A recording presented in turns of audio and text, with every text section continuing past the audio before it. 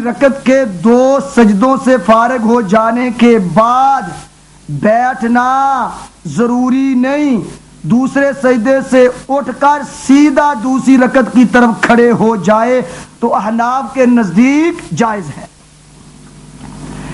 ایک حنفی مولوی اپنی کتاب حدیث اور اہل حدیث کے صفحہ نمبر 436 پہ لکھتا ہے، نماز میں جلسہ استراحت نہیں کرنا چاہیے۔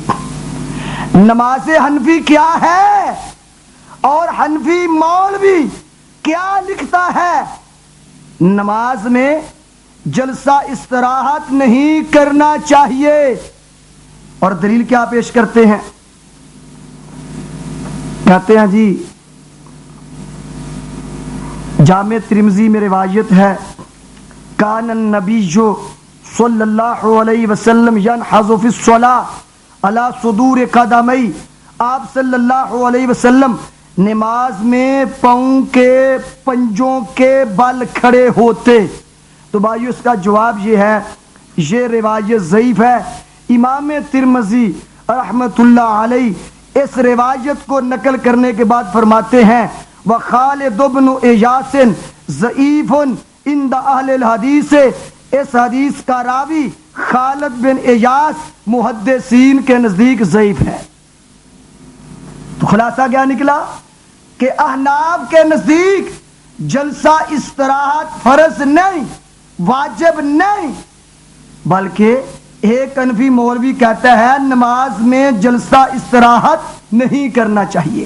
یہ نماز حنفی ہے۔ اور نماز محمدی کیا ہے؟ نماز محمدی یہ ہے، جلسہ استراحت ہر نمازی پر، ہر مصلی پر فرض ہے، واجب ہے، ضروری ہے، کیونکہ میرے نبی کا آرڈر ہے صلی اللہ علیہ وسلم۔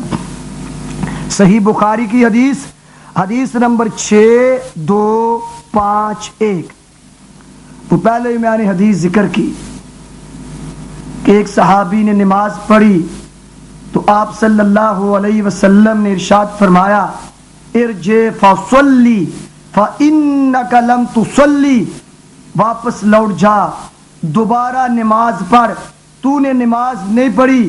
جب اس صحابی نے یہ کہا، والذی نفسی بیدہ لا احسن غیرہ، اے کائنات کے امام صلی اللہ علیہ وسلم، مجھے اس ذات کی قسم ہے جس کے ہاتھ میں میری جان ہے، میں اس سے اچھی نماز نہیں پڑھ سکتا، فعلمنی، مجھے نماز کی تعلیم دیجئے، نماز سکھائیے۔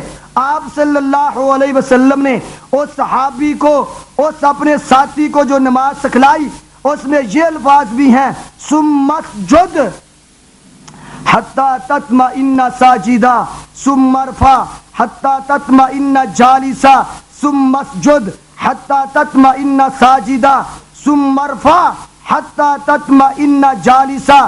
بھائیو الفاظ پہ غور کرنا، آپ صلی اللہ علیہ وسلم اس صحابی کو نماز کی تعلیم دیتے ہوئے ارشاد فرما رہے ہیں، ثم اسجد، پھر تو سجدہ کر، حتی تطمئن ساجدا، حتیٰ کہ تو مطمئن ہو جائے سجدہ کرنے والا، ثم ارفع، پھر سجدے سے سر اٹھا، حتی تطمئن جالسا، حتیٰ کہ تو اطمینان سے بیٹھ جائے، ثم اسجد، پھر سجدہ کر، یعنی دوسرا، ثم اسجد، پھر سجدہ کر، حتی تطمئن ساجدا، حتیٰ کہ تو اطمینان کے ساتھ سجدہ کرنے والا ہو جائے۔ 2 سجدے مکمل ہو گئے، ثم ارفع، آپ صلی اللہ علیہ وسلم نے ارشاد فرمایا، پھر دوسرے سجدے سے سر اٹھا، حتی تطمئن جالسا، حتیٰ کہ تو اطمینان کے ساتھ بیٹھ جائے۔ تو بھائیو اس بخاری کی حدیث سے کیا معلوم ہوا؟ آپ صلی اللہ علیہ وسلم اپنے ساتھی کو، اپنے صحابی کو نماز کی تعلیم دیتے ہوئے آرڈر فرما رہے ہیں کہ 2 سجدوں سے فارغ ہو جانے کے بعد اطمینان سے، سکون سے، تسلی سے بیٹھ جا۔ صحیح بخاری کی حدیث ہے، حدیث نمبر 8، 2-3 مالک بن حویرث لیثی رضی اللہ تعالی عنہ انہ رأى النبی یصلی فاذا کان فی وتر من صلاته لم ينحز حتی یستوی قاعدا. مالک بن حویرث نے انہ رأى النبی صلی اللہ علیہ وسلم آپ صلی اللہ علیہ وسلم کو نماز پڑھتے ہوئے دیکھا. اور کائنات کے لوگوں، کیا احناف کو یہ حدیث یاد نہیں؟ آنکھیں بند کر بیٹھے ہیں. آپ صلی اللہ علیہ وسلم نے ارشاد فرمایا صلو کما رأیتمونی اصلی، لوگو نماز اس طریقے سے پڑھو جس طرح تم نے مجھے نماز پڑھتے ہوئے دیکھا ہے. کیا احناف کو یہ آیت یاد نہیں؟ آنکھوں پہ کپڑا باندھ لیا ہے. لقد کان لکم فی رسول اللہ اسوۃ حسنہ.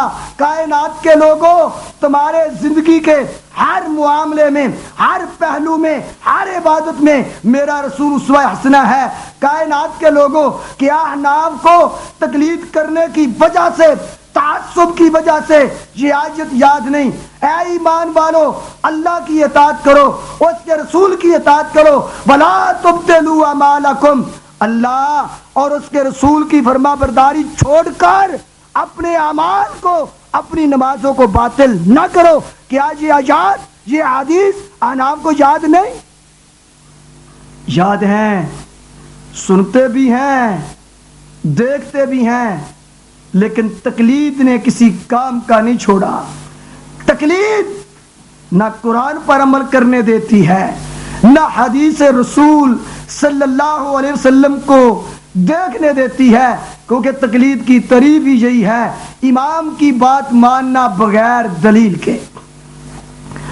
تو عرض کر رہا تھا کہ مالک بن حویرث لیثی رضی اللہ تعالیٰ عنہ نے کائنات کے امام صلی اللہ علیہ وسلم کو نماز پڑھتے ہوئے دیکھا. فَإِذَا كَانَ فِي وِتْرٍ مِّن صَلَاتِهِ. جب آپ صلی اللہ علیہ وسلم اپنی نماز کی تاک رکعت میں ہوتے، پہلی رکعت میں ہوتے، تیسری رکعت میں ہوتے، لم ينحز، آپ نہ کھڑے ہوتے، آپ نہ کھڑے ہوتے، حتی یستوی قاعدا، حتیٰ کہ آپ